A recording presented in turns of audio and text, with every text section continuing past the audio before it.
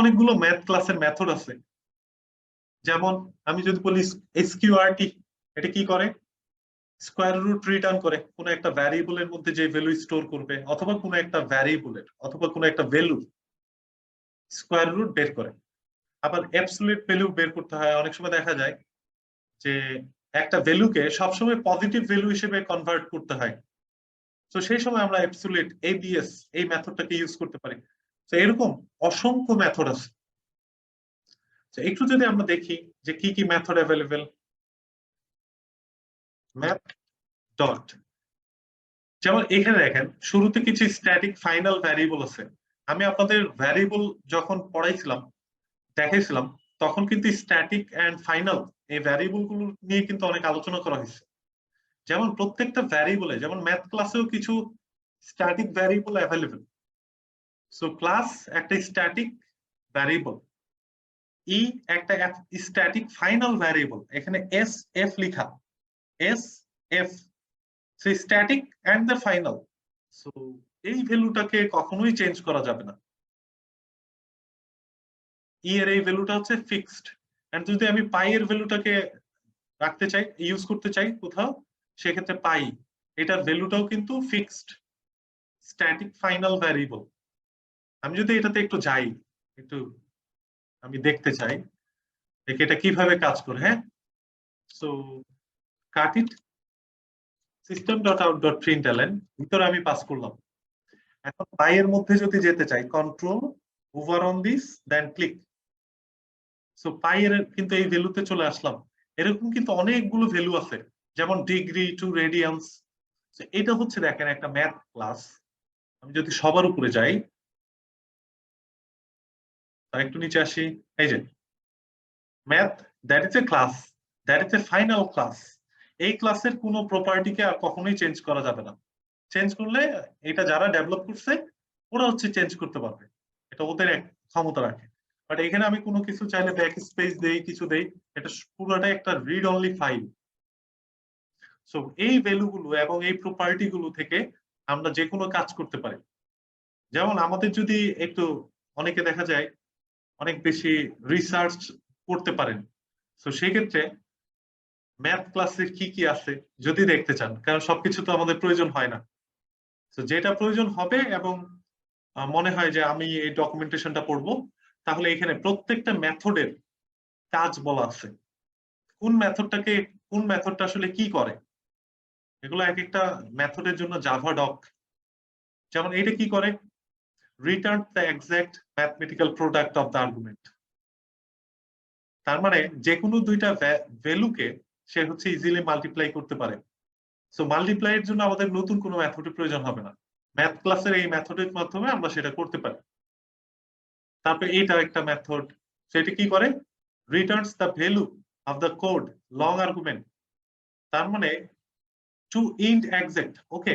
So এটা একটা long value accept করে এবং সেটাকে একটা ইন্টিজার ভ্যালুতে কনভার্ট করে দেয়। দেখেন, একটা লং ভ্যালু সে প্রথমে অ্যাকসেপ্ট করবে, এটাকে সে কাস্টিং করে ফেলছে ইনস্ট্যান্টলি, কাস্টিং করে এটা রিটার্ন করছে। তাহলে এই ভ্যালুটা এখন কি হিসেবে রিটার্ন হচ্ছে, ইন্টিজার হিসেবে। তাহলে মেথডের রিটার্ন টাইপ তখন আবার integer.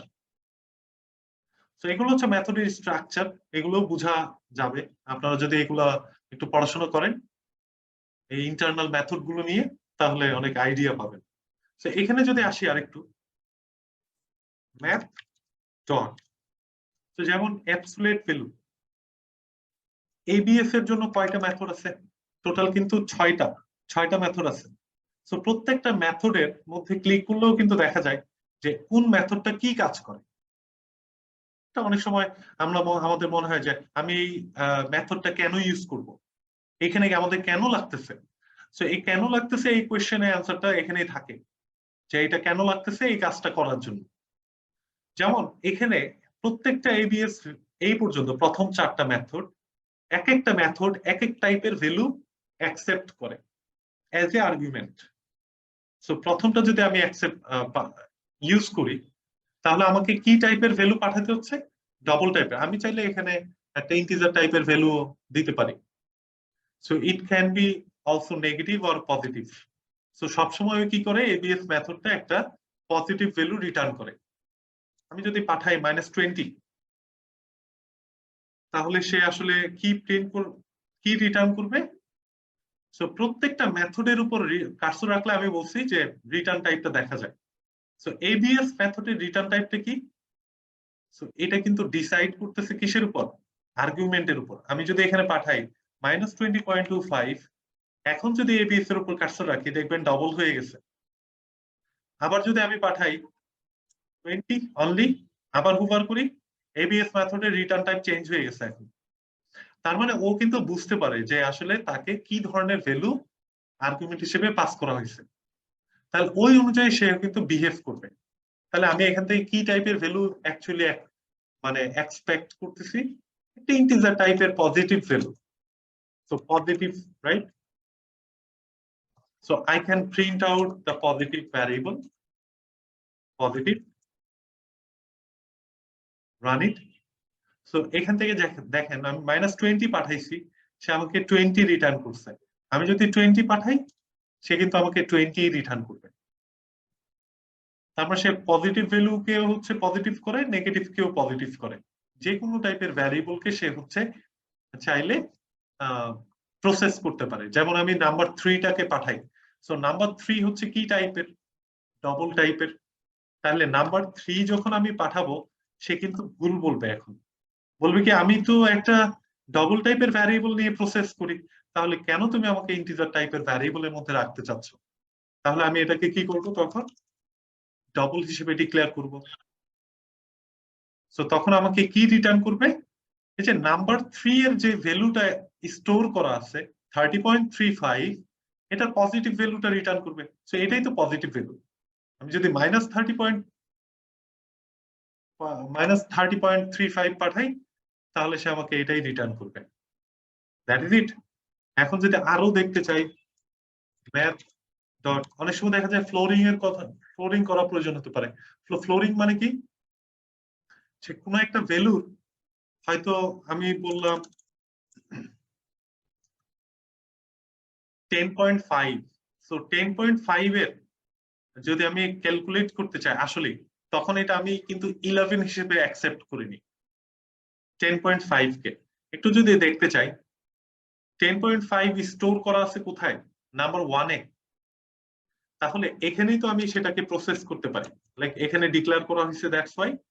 So math dot floor. So floor এক নামে একটা মেথড আছে। এই ফ্লোরটা কি করে? ফ্লোর ভ্যালু হচ্ছে মানে কনভার্ট করে ফ্লোর ভ্যালুতে। আমি পাঠাবো নাম্বার 1, তাহলে কি টাইপের ভ্যারিয়েবল নিয়ে সে কাজ করতেছে? ডাবল টাইপের। তাহলে মেথডের উপর কার্সর রাখলে দেখবেন এটার রিটার্ন টাইপটা হচ্ছে ডাবল। তাহলে সে ইজিলি ডাবল টাইপের একটা ভ্যারিয়েবলের মধ্যে সেভ করতে পারে, লাইক ভ্যালু ইন ফ্লোর।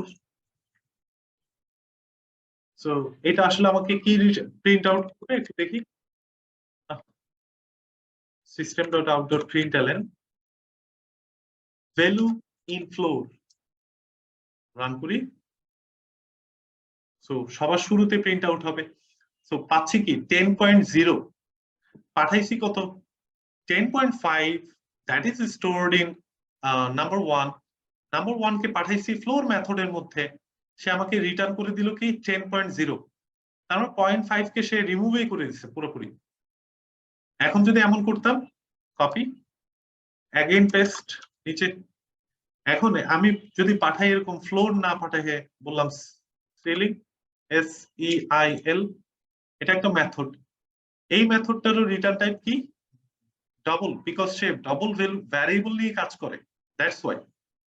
আমি যদি এখন বলি value in ceiling, so copy and then paste. এখান থেকে আমি কত প্রিন্ট আউট করে পাবো দেখি একটু? 11.0। তার মানে ফ্লোর ভ্যালুটা হচ্ছে সে 0.5 পুরোপুরি রিমুভই করে দিচ্ছে, মানে ফ্লোর হিসেবে অ্যাকসেপ্ট করতেছে। That is the floor value. 0.5 এর জায়গায় সে বলতেছে 0.0। এন্ড যখন আমি সিলিং বলতেছি, সে হচ্ছে 10.5 কে ধরে নিয়েছে কি 11.0। তো অনেক সময় ক্যালকুলেশনের ক্ষেত্রে এই জিনিসগুলো অ্যাপ্লাই করা যেতে পারে। এরকম অসংখ্য মেথড আছে ম্যাথ ক্লাসের। যদি আরো দেখি একটা, সবগুলো আসলে লাগে না। খুব কমন কিছু মেথড প্রয়োজন হতে পারে, অনেক মেথড। ও মোস্ট ইম্পর্টেন্ট থিং, আমাদের সবচেয়ে বেশি লাগে হচ্ছে র্যান্ডম, সেটা একটু দেখাতে চাইছিলাম।